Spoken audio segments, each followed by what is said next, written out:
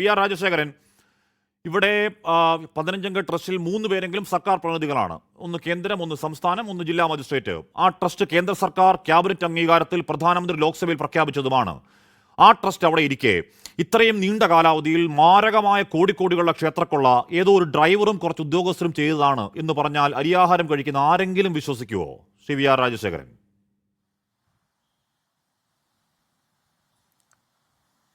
24 ന്യൂസിലെ എല്ലാ മാന്യപ്രേക്ഷകർക്കും സാദര നമസ്കാരം. അവതാരകൻ പറഞ്ഞതുമാതിരിയുള്ള ഈ കൊള്ളയെ സംബന്ധിച്ച് കൃത്യമായിട്ടും പവൻ പാണ്ഡെ എന്ന സമാജ്വാദി പാർട്ടി നേതാവ് ഉന്നയിച്ച ആരോപണം, ആ ആരോപണത്തെ അടിസ്ഥാനമാക്കിയുള്ള അന്വേഷണത്തിന് കേവലം അത് ആരോപണം എന്ന നിലയിൽ തള്ളിക്കളയാതെ അതിനെ കൃത്യമായി അംഗീകരിച്ചുകൊണ്ട് തന്നെ അതിനെ വളരെ വ്യക്തമായിട്ട് തന്നെ സർക്കാരിനോട് ആവശ്യപ്പെടുന്നു.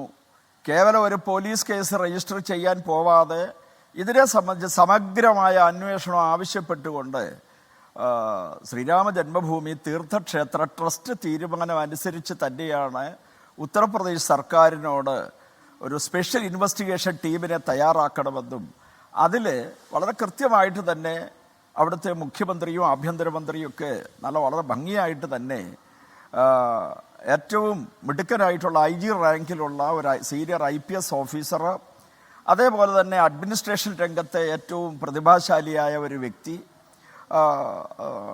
ഒരു സാമ്പത്തിക വിദഗ്ധൻ, ഇത്രയും ആളുകൾ അടങ്ങുന്ന ഒരു ടീമാണ് SIT ടീം നിയമിച്ചിട്ടുള്ളത്.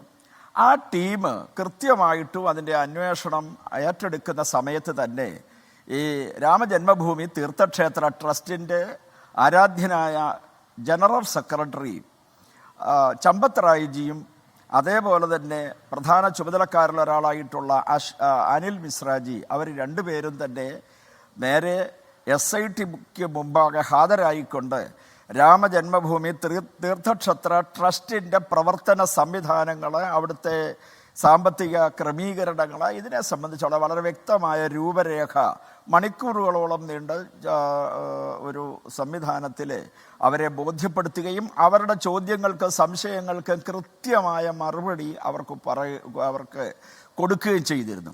അതിൻ്റെ അടിസ്ഥാനത്തിലാണ് നമുക്കറിയാൻ സാധിക്കുന്നു കൃത്യമായിട്ടും അവിടെ നിന്നും പ്രാഥമിക റിപ്പോർട്ട് SIT കേവലം അങ്ങനെ മാരകമായ തീവട്ടിക്കൊള്ള, ഊടുപാട് കൊള്ള കണ്ടെത്തിയാൽ പിന്നെ ഈ പറയുന്ന പോലെ അന്വേഷണം അല്ലാതെ മറ്റെന്താണ് വഴി? എന്റെ ചോദ്യം അതായിരുന്നില്ല. എന്റെ ചോദ്യം ആ തീവട്ടിക്കൊള്ള ഒരു ഡ്രൈവർ വിചാരിച്ച് നടക്കുന്നതാണോ എന്ന് വിശ്വസിക്കണോ എല്ലാവരും? ഈ 15 ദിവസത്തെ ടൈമാണ് ഉത്തർപ്രദേശ് സർക്കാർ കൊടുത്തിട്ടുള്ളത് സ്പെഷ്യൽ ഇൻവെസ്റ്റിഗേഷൻ ടീമിന്. അതിൻ്റെ അന്തിമ റിപ്പോർട്ട് വന്നോട്ടെ, ഞാനത് പറയാൻ അനുവദിക്കൂ, ഇടയ്ക്ക് ശല്യം ചെയ്യരുതേ. അവരെ ആ പ്രാഥമിക റിപ്പോർട്ട് കൊടുത്തു. ആ പ്രാഥമിക റിപ്പോർട്ടിൻ്റെ അടിസ്ഥാനത്തിലാണ് കുറ്റാരോപിതരായ 8 പേരെ അറസ്റ്റ് ചെയ്യുന്നു. അതിൽ നിങ്ങൾ പറയുന്നത് മാതിരി ചമ്പത് റായ്ജിയുടെ ഡ്രൈവർ എന്ന് പറയുന്നത് ആദ്യകാലത്ത് താൽക്കാലിക ജീവനക്കാരനായി അദ്ദേഹത്തോടൊപ്പം വന്ന് അദ്ദേഹം ജനറൽ സെക്രട്ടറിയായി ചുമതലപ്പെട്ടതിന് ശേഷം ഒരു ദിവസം പോലും ഈ വ്യക്തി, ഈ കുറ്റാരോപിതനായ വ്യക്തി അദ്ദേഹത്തിൻ്റെ ഡ്രൈവറായി പ്രവർത്തിച്ചിട്ടില്ല എന്ന് വളരെ വ്യക്തമായി അദ്ദേഹം തന്നെ മാധ്യമങ്ങൾക്ക് മുമ്പാകെ പറഞ്ഞിട്ടുണ്ട്. സ്പെഷ്യൽ ഇൻവെസ്റ്റിഗേഷൻ ടീമിന് രേഖാമൂലം തെളിവുകളും അദ്ദേഹം കൊടുത്തിട്ടുണ്ട്. മാരകമായ കൊള്ളയെന്ന് അറിയാൻ കഴിയുന്നു. അവിടുന്ന് കിലോ കണക്കിന് വെള്ളിക്കെട്ടുകൾ പോയി അറിയാൻ കഴിയുന്നു. രാമലല്ലയുടെ പാതകമില്ല, അതുവരെ അടിച്ചോണ്ട് പോയി എന്നാ പറയുന്നത്. എന്റെ ചോദ്യം അങ്ങ് പറയുന്ന വഴിയിൽ എന്റെ ചോദ്യം അതാണ്, പ്രൊസീജിയറാണ്. ഈ നാല് കീഴ് ജീവനക്കാർ വിചാരിച്ച് നടക്കുന്നതാണോ ഈ കൊള്ള? ഒന്ന് പറയാൻ കൃത്യമായിട്ട് നിങ്ങൾ ദയവ് ചെയ്ത് ശല്യം ചെയ്യരുത്, പറയാൻ അനുവദിക്കണം. ഇല്ലാന്നുണ്ടെങ്കിൽ ഇത് ഇവിടെ വെച്ച് അവസാനിപ്പിക്കാം. പറയാൻ അനുവദിക്കൂ. ഇവിടെ കാണിക്കപ്പണം എണ്ണി തിട്ടപ്പെടുത്തുന്നതിനും ബാങ്കിൽ ക്രെഡിറ്റ് ചെയ്യുന്നതിനും അതിന് ധനമന്ത്രാലയത്തിൻ്റെ കീഴിൽ പ്രവർത്തിക്കുന്ന സ്റ്റേറ്റ് ബാങ്ക് ഓഫ് ഇന്ത്യയെ തന്നെയാണ് ചുമതലപ്പെടുത്തിയിരിക്കുന്നത്. അവരാണ് അതിൻ്റെ കൃത്യങ്ങൾ ചെയ്യുന്നത്. അവിടെ വരുന്ന സ്വർണം, വെള്ളി, മറ്റ് ലോഹങ്ങൾ ഇതെല്ലാം തന്നെ ധനമന്ത്രാലയത്തിൻ്റെ കീഴിൽ പ്രവർത്തിക്കുന്ന ഒരു പൊതുമേഖലാ സ്ഥാപനം, പൂർണ്ണ wholly owned by government of India. അവരാണ് അത് മുഴുവൻ തരംതിരിക്കുന്നതും അതിൻ്റെ അളവുകളും തൂക്കങ്ങളും തിട്ടപ്പെടുത്തുന്നതും രേഖപ്പെടുത്തുന്നതും അതിനെ ബാറുകളാക്കുന്നതും ഒക്കെ തന്നെയും. പിന്നെ അങ്ങ് പറഞ്ഞല്ലോ തീവട്ടിക്കൊള്ള, ഞാൻ അതിലേക്ക് വരാം. 200 കിലോ വെള്ളി നഷ്ടപ്പെട്ടു എന്ന് സിന്ധി സമുദായ അംഗങ്ങൾ ചേർന്നുകൊണ്ട് അവരുടെ ആ സമുദായത്തിൻ്റെ നേതൃത്വം അവിടേക്ക് സമർപ്പിച്ച 200 കിലോ വെള്ളി, ആ വെള്ളി അത് കൃത്യമായിട്ട് നഷ്ടപ്പെട്ടിട്ടില്ല എന്ന് SIT കൃത്യമായും തങ്ങളുടെ പ്രാഥമിക റിപ്പോർട്ടിൽ അത് രേഖപ്പെടുത്തി സർക്കാരിനെയും ശ്രീരാമ ജന്മഭൂമി തീർത്ഥക്ഷേത്ര ട്രസ്റ്റ് ഭാരവാഹികളെയും ബോധ്യപ്പെടുത്തിയിട്ടുണ്ട്. ആ സമയത്താണ് സിന്ധി സമുദായത്തിൻ്റെ ഔദ്യോഗിക ഭാരവാഹികൾ രംഗത്ത് വന്നുകൊണ്ട് അവർ പറയുന്നു, ഞങ്ങൾ അങ്ങനെ ഒരു ആരോപണം ഉന്നയിച്ചിട്ടില്ല എന്നും ഈ ആരോപണം ഉന്നയിച്ച വ്യക്തി സിന്ധി സമുദായ അംഗമാണോ എന്നുപോലും ഞങ്ങൾക്ക് സംശയമുണ്ട് എന്നും ഞങ്ങളുടെ ഒരു തലത്തിലുമുള്ള ഭാരവാഹി പട്ടികയിൽ ഇല്ലാത്ത വ്യക്തിയുമാണ് എന്ന് അവർ തന്നെയും രേഖപ്പെടുത്തി. ഇന്ന് നിരവധി മാധ്യമങ്ങൾ ചെയ്തിട്ടുണ്ട്. അപ്പോഴൊരു ചോദ്യത്തിലേക്ക് അങ്ങ് വന്നിരുന്നില്ല. ഇത് ഈ പറഞ്ഞ 8 ജീവനക്കാർ വിചാരം നടക്കുന്നതാണോ ഈ മാരക കൊള്ള എന്നായിരുന്നു ഒരു ചോദ്യം. അങ്ങ് അതിലേക്ക് വരുന്നില്ല. അങ്ങ് അതിലേക്ക് വരാൻ കഴിയില്ല. വന്നാൽ അങ്ങയുടെ നേതാവ് ചമ്പത്തറായിൽ അത് പോകും.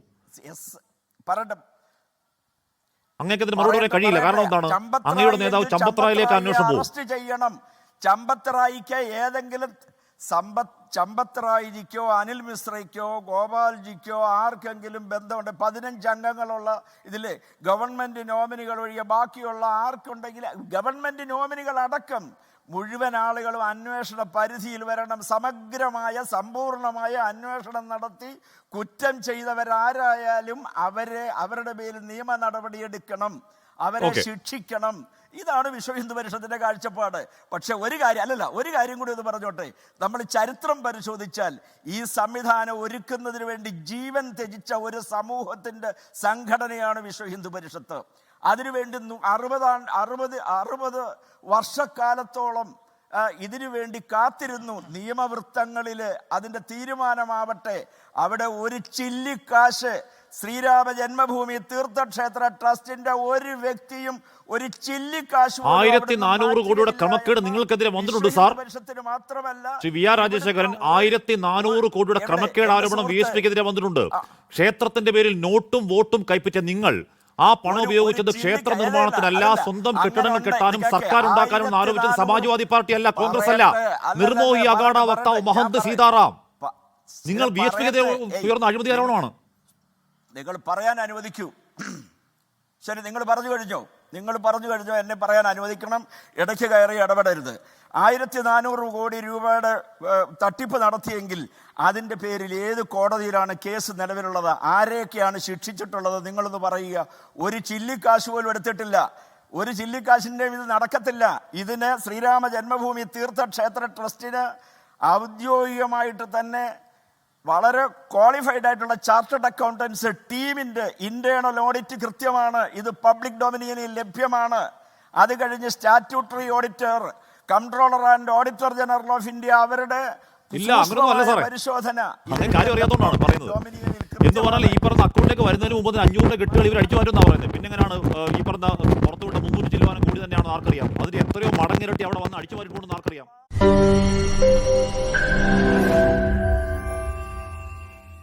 ലോകത്തെവിടെയായാലും ഏത് സമയത്തും 24 വാർത്തകളും ഓഗ്മെന്റഡ് റിയാലിറ്റി പാക്കേജുകളും എക്സ്പ്ലെയിനറുകളും വിശദമായി കാണാൻ ഞങ്ങളുടെ യൂട്യൂബ് ചാനൽ നിങ്ങൾക്ക് സബ്സ്ക്രൈബ് ചെയ്യാം.